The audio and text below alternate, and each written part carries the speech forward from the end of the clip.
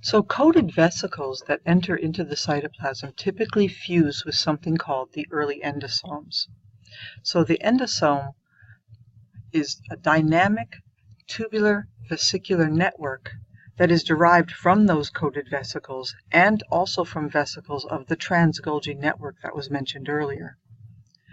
So when I say it's dynamic, that means it has a lot of variability in its shape and size and location.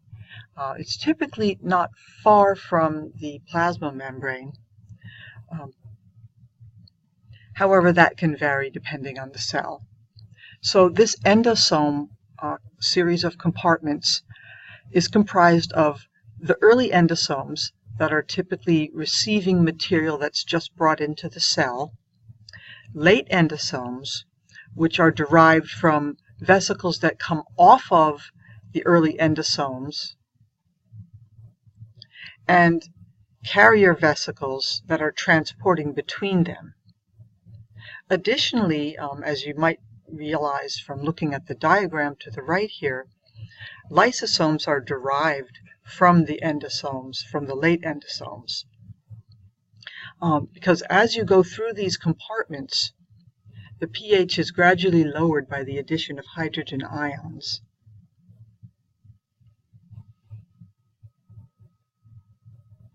So what do they look like?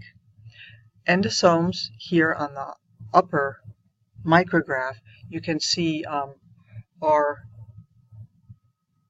where's my cursor? Here's my cursor, are here and here.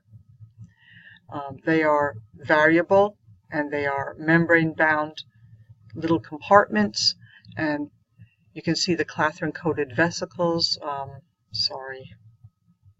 Here it is. There they are. The clathrin-coated vesicles that are entering into the cell and that will uncoat and then fuse with the endosomes. Now, late endosomes look quite different. They often really just cannot be distinguished structurally from the multivesicular vesicles. Usually that distinguishing is done not structurally but using some kind of labeling. But that's neither here nor there. So these late endosomes here look like kind of these multivesicular vesicles, and they are often associated with lysosomes, which are derived from those late endosomes. And the lysosomes that you can see here in this image are quite dark and have already fused with other elements which they are probably digesting. So now that I've mentioned lysosomes, let's talk about what they are. They are a membrane-bound organelle that is in the structure of a vesicle, or a round kind of compartment.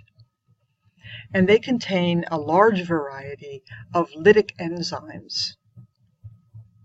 As I mentioned, they are formed from the late endosomes. They fuse with other things like vesicles or organelles or particulate matter, and that forms a secondary lysosome, also called a phagolysosome. And within those phagolysosomes, whatever material was present will be digested or broken down by the enzymatic material within the lysosome. Peroxisomes are small membrane-bound organelles, also as vesicle forms, and their major enzyme is catalase, which metabolizes hydrogen peroxide, produced in the peroxisome by oxidation of organic substrates. So peroxisomes also contain enzymes for beta oxidation of long-chain fatty acids. So there are also congenital disorders where peroxisomal enzymes are absent, and this would mean that the person was unable to metabolize hydrogen peroxide. What do these look like? Peroxisomes often, although not in humans, often have this dark core in the center of them, as you can see on the micrograph and in the diagram to the left. They're very simple. They have a more or less homogeneous appearance, and they are usually oval to round. You can also see some nice examples of lysosomes in this micrograph. So on to mitochondria. What are they? Well, they are tubular or sausage-shaped structures that have a double membrane enclosing them, and their size, shape, and how many of them you find in a cell can be quite variable depending on the cell or tissue that you're looking at. The number in the cell is related to the energy requirements of that particular cell type, and they increase by division, so they undergo fission, just like bacteria do. Their outer membrane is very permeable, and the inner membrane is highly enfolded, forming what we call cristae. So what do? Mitochondria function in energy production, as most of you probably know. The cristae are the site of proteins and enzymes for oxidative phosphorylation and in the ATP synthase complex. The mitochondrial matrix, or inner space, contains the enzymes for lipid synthesis and modification. It contains also the Krebs cycle enzymes, and it also contains DNA and RNA particular to the mitochondria itself, and small mitochondrial ribosomes, and enzymes for its own protein synthesis. Mitochondria are also important for divalent cation metabolism. They may store calcium, in fact. So this is what they look like. We've seen them in various micrographs that I've already shown, but I haven't pointed them out up until this point.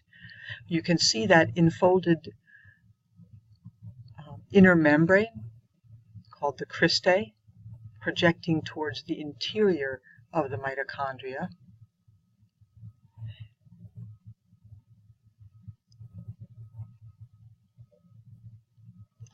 Finally, let's look at cytoskeleton. What is the cytoskeleton? The cytoskeleton is a meshwork of protein filaments that permeates pretty much the entire cytoplasm of a cell. And it's responsible for keeping the cell's particular shape, for changing the cell's shape at need, for controlling movements both of intercellular organelles and for controlling movements of entire cells, cells that translocate themselves from one place to another. It's comprised of three major components: actin filaments, also called microfilaments, microtubules, which are made of protein called tubulin, and intermediate filaments, which are comprised of many different proteins depending on the tissue that you're in and the area that you're looking at. For example, keratin is in things like skin and hair. Vimentin is pretty much all over the place in most cells of the body. Lamins are particularly found in the nucleus, so those are intermediate filaments in the nucleus. And neurofilaments are a set of intermediate filaments that you find in nerve tissue. So that's quite variable. So this micrograph, or this series of micrographs, really demonstrates how the various components of a cytoskeleton permeate the entire cytoplasm of a cell. And you can see that the actin, the microtubules, and the intermediate filaments really have a slightly different distribution from one another, but really are all around the cell cytoplasm.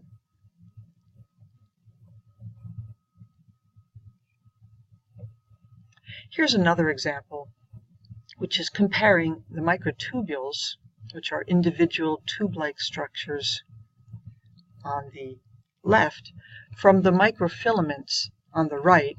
So on the right, you're not really seeing individual microfilaments there. You're really seeing bundles of microfilaments because they're very small and would be quite difficult to resolve.